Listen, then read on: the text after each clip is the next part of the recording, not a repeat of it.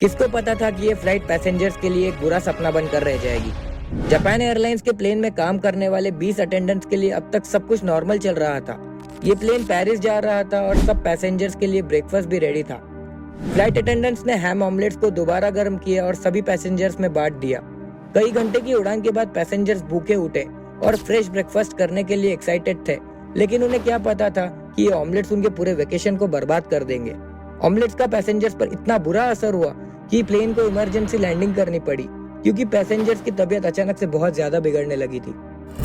ये बात है साल 1975 टोक्यो जापान की, जब 344 एक्साइटेड पैसेंजर्स ने जापान एयरलाइंस की पेरिस जाने वाली फ्लाइट में बोर्ड किया। ज्यादातर पैसेंजर्स कोका कोला के सेल्स पीपल थे और वो अपनी फैमिलीज के साथ ही ट्रैवल कर रहे थे। कोका कोला के इन एम्प्लॉयज को पेरिस में वेकेशन का पैकेज दिया गया था और इनके लिए बोइंग 747 की एक फ्लाइट कोका कोला की तरफ से ही बुक की गई थी। इस रूट में प्लेन को 3 फेजेस कवर करने थे, जिसमें पहले टोक्यो के हैनेडा एयरपोर्ट से टेक ऑफ करना था, फिर रिफ्यूलिंग के लिए एंकरेज अलास्का में रुकना था, फिर आर्कटिक को पार करके कोपेनहेगन डेनमार्क में उतरना था और फाइनली अपने डेस्टिनेशन पेरिस की ओर रवाना होना था। ये एक 20 घंटे की फ्लाइट थी और इसमें 20 लोगों का क्रू भी था। फ्लाइट का फर्स्ट फेज टोक्यो से एंकरेज स्मूथली कवर हुआ, फिर प्लेन आर्कटिक ओशन के ऊपर से उड़कर ब्रेकफास्ट के टाइम तक यूरोपियन एयर स्पेस में एंटर हुआ। पैसेंजर्स को पहले सैंडविचेस दिए गए थे और अब फ्लाइट अटेंडेंट्स ने दूसरी मील के लिए डेनमार्क में लैंड होने से 1.5 घंटे पहले हैम ऑमलेट्स प्रिपेयर किए। फ्लाइट के दूसरे फेज के पायलट और फर्स्ट ऑफिसर अलास्का में रहते थे, इसलिए वो दोनों प्लेन के स्केड्यूल से अलग इंटरनल क्लॉक पर चल रहे थे और इसीलिए उन्होंने ब्रेकफास्ट नहीं किया और डिनर में स्टीक खाना पसंद किया। लेकिन पैसेंजर्स को हैम ऑमलेट्स गर्म करके बांटे गए। जैसे जैसे प्लेन कोपेनहेगन में कैस्ट्रप एयरपोर्ट के पास बढ़ रहा था, लोगों ने ऑमलेट्स खाना शुरू कर दिया। लैंडिंग से 30 मिनट की दूरी पर ही उन्हें यह एहसास हो गया कि कुछ तो बहुत बड़ी गड़बड़ हो गई है। लगभग 150 पैसेंजर्स बुरी तरह बीमार पड़ गए और उन्हें वॉमिटिंग और क्रैम्प्स आने लगे। इतने पैसेंजर्स को अकोमोडेट करने के लिए प्लेन में इतने बाथरूम्स भी नहीं थे, लेकिन शुक्र है कि दोनों पायलट्स ठीक थे और उन्होंने कोपेनहेगन में प्लेन को तुरंत लैंड करवा दिया। ज्यादातर पैसेंजर्स की हालत इतनी खराब हो गई थी कि उन्हें जल्द से जल्द हॉस्पिटल ले जाया गया। पेरिस की जिस वेकेशन को जीतने में वो बहुत लकी फील कर रहे थे, अब वो वेकेशन बहुत खराब हो रही थी और अब तक तो वो पेरिस पहुंचे भी नहीं थे। बीमार पैसेंजर्स को जल्द से जल्द हॉस्पिटल ले जाया गया, लेकिन वहां भी एक बड़ी प्रॉब्लम उनका इंतजार कर रही थी। डेनमार्क में किसी भी डॉक्टर को जापानीज बोलते नहीं आती थी और बहुत ही कम पैसेंजर्स ऐसे थे जिन्हें इंग्लिश बोलनी आती थी। अब सवाल ये था कि ट्रांसलेट करने वाले इंसान को ढूंढे तो ढूंढे कैसे। थैंकफुली कोपेनहेगन में जापानीज रेस्टोरेंट से कांटेक्ट किया गया और जापानीज बोलने वाले एम्प्लॉयज को मदद के लिए तुरंत हॉस्पिटल में बुलाया गया। प्लेन के 30 पैसेंजर्स की हालत बहुत ही ज्यादा सीरियस थी। ऑमलेट्स को ही पैसेंजर्स की इस हालत का जिम्मेदार माना जा रहा था, लेकिन अभी तक अथॉरिटीज किसी भी चीज के बारे में श्योर नहीं थी। बीमार हुए पैसेंजर्स में भी एक इंटरेस्टिंग पैटर्न देखा गया। जो लोग प्लेन के बिल्कुल पीछे बैठे थे वो लोग ठीक थे। जिन पैसेंजर्स को फूड पॉइजनिंग हुई थी वो लोग फ्रंट सेक्शन में बैठे थे, जिनमें फर्स्ट क्लास के पैसेंजर्स भी शामिल थे। अलास्का स्टेट हेल्थ डिपार्टमेंट ने एक इन्वेस्टिगेशन लॉन्च की, जिसमें वॉमिट्स और हैम ऑमलेट्स के सैंपल्स में से स्टेफिलोकोकस ऑरियस बैक्टीरिया और उनके कुछ टॉक्सिन्स मिले।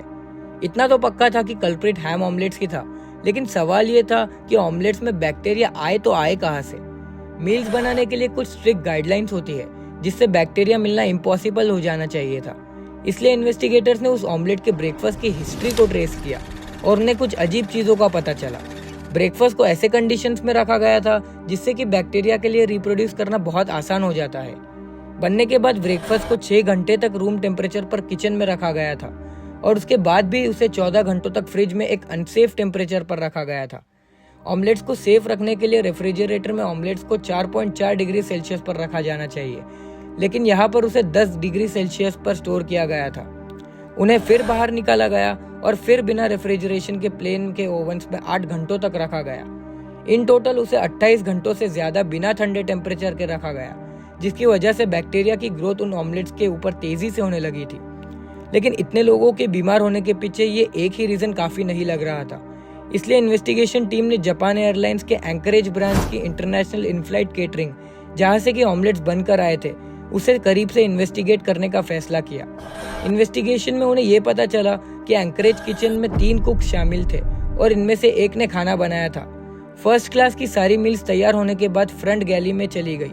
प्लेन में 4 गैलीज थी, लेकिन सिर्फ फ्रंट गैलीज से आने वाली मील्स ही पैसेंजर्स को बीमार करने के लिए जिम्मेदार ठहराई गई थी। एक कुक ने डैनिश कैंड हैम को संभाला था जो ऑमलेट में जाता था और प्लेन की 354 में से 220 मील्स बनाने में मदद की थी। इन 220 पैसेंजर्स में से 86% पैसेंजर्स को फूड पॉइजनिंग हो गई थी। इस कुक ने अपनी 2 उंगलियों पर बैंडेजेस पहने थे और ये पता चला कि उन बैंडेजेस के अंदर उसे कुछ घाव थे। उसे अपने छालों के बारे में पता था, इसलिए उसने उन्हें ढक दिया, लेकिन उसने इस बारे में अपने हेड को बताना जरूरी नहीं समझा। इसके अलावा इन्वेस्टिगेटर्स को पता चला कि उस कुक के मैनेजर्स ने उसकी हेल्थ को कंफर्म नहीं किया था, जबकि उन्हें ऐसा करना कंपलसरी था। टेस्ट से ये पता चला कि उसकी उंगलियों के घाव स्टेफिलोकोकाई से इन्फेक्टेड थे, जिसने पैसेंजर्स को बीमार कर दिया था। सिर्फ 100 स्टेफिलोकोकाई से फूड पॉइजनिंग हो जाती थी, इसलिए ये समझ आ रहा था कि पैसेंजर्स इतनी जल्दी क्यों बीमार पड़ रहे थे। और क्योंकि टॉक्सिन्स हीट रेजिस्टेंट होते हैं, इसलिए प्लेन में ऑमलेट्स को वापस गर्म करने के बावजूद टॉक्सिन्स डिस्ट्रॉय नहीं हुए। पर यहाँ पर सिर्फ उस कुक को दोष नहीं दिया जा सकता। अगर खाने को अच्छे से प्रॉपर कंडीशंस में स्टोर किया गया होता तो पैसेंजर्स बीमार होते ही नहीं थे। उस कुक को स्टेल्फ इन्फेक्शन था, उसके मैनेजर्स ने उसकी हेल्थ की जांच नहीं की थी और खाने को प्रॉपर स्टोर ना करने के ये 3 कारणों की वजह से ही ये घटना हुई थी। अगर इन तीनों में से कोई एक भी कारण निकाल दिया जाए या फिर अगर उस कुक ने ग्लव्स पहने होते तो ये पूरा इंसिडेंट होता ही नहीं था।